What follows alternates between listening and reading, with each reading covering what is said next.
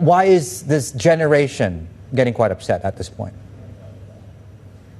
Yeah, David, I mean, to put a question back to you, why wouldn't they? Look at the environment that they are facing right now. Slowing economies, a lack of jobs across the region. I think it was really striking that in the two most recent instances of Nepal and Indonesia, although in Nepal it was the immediate catalyst behind the protests was that social media ban that you were talking about. But at the root of both of these instances of genuine frustration is a feeling amongst young people that their lives are not going to be as good as the people that went before them, their parents. Also the fact that the system is rigged. That's the sense a lot of people have, that even when you want to try and get a job in these countries where there are very high unemployment rates, in particular for the youth, that it's a corrupt environment, and that unless you are connected in some way to the political elite, you are not going to do well in life. And then on top of that, to have to face in Indonesia, for instance,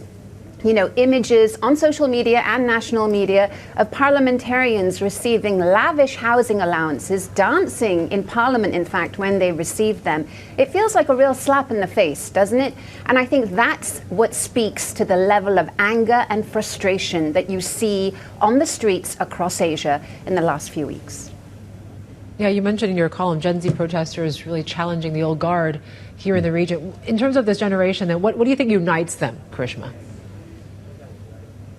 Yeah, Yvonne, I think this is really interesting. And when you look at the scale of these protests, and not just these, but in the last couple of years, we've seen them in Bangladesh, right? And Sri Lanka as well. And it really does feel like there is a sort of movement building about toppling the old guard, getting rid of the corrupt elite in the views of many young people in Asia, and trying to put in place something fresh and something new. And I think that's what does unite these young people at the core of these protests. And as I go on to explain in my column, that when you see this kind of frustration out on the streets, it can get quite addictive, protesting, as we've seen in the Arab Spring, for instance, before. And my big concern for these, and many of them very genuine frustrations on the ground, well-intentioned protesters, is that these protests won't come to anything. We've seen instances of this before, for example, in Sri Lanka, when you had those massive protests as a result of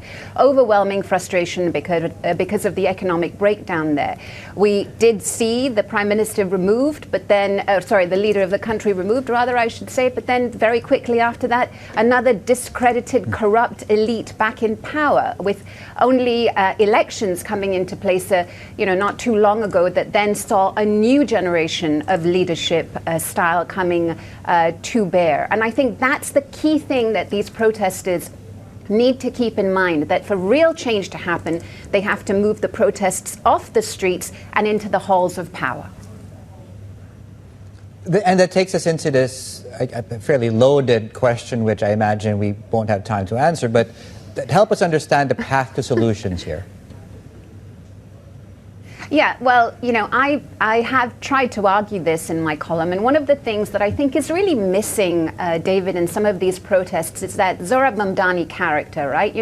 He has sort of swept and galvanized young people in New York. He speaks directly to their issues, things like rent freezes, universal child care, free bus rides. Now, some of this obviously unrealistic, or I think certainly demands a bit more thought and work, but he is helping to channel frustration into agency and optimism.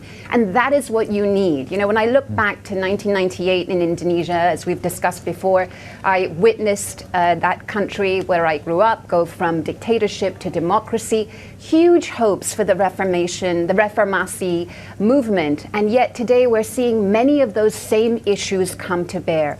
For protests to really have meaningful change, they have to turn into policy.